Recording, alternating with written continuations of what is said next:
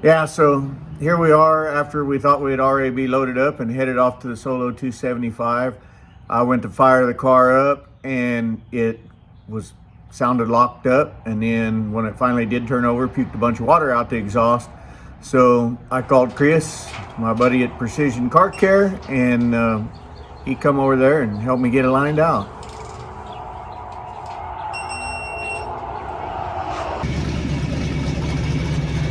We got the head gasket changed, we got everything loaded up, got the van loaded up, and we headed out for Vivian, Louisiana for the Solo 275. We got there Friday evening. The car tested really well.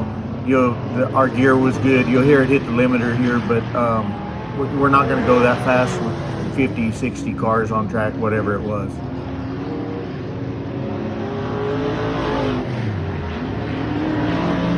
We did, however, have a little leak in the power steering canister, and it turned out it was at the top where it was seamed together. It was a cheap canister. I'd already TIG welded the fittings in because it leaked around them. It was just one I grabbed off this factory stock out front, and it was a really, really cheap one. Stacy made us breakfast and lunch, and everybody had a little work to do to their cars. We had to put the power steering can that we borrowed from James Brown. We put that on, and everything worked great. I know I have some over there too, so. And it was race time.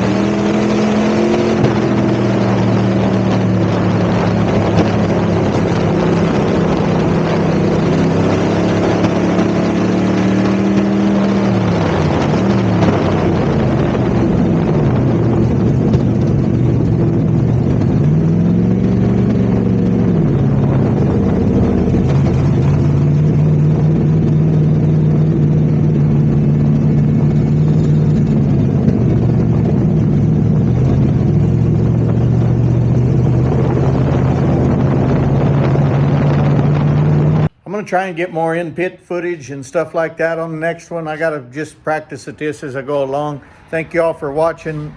Sorry we didn't perform better. It's sure not what we wanted, but it's what we get. So thank y'all.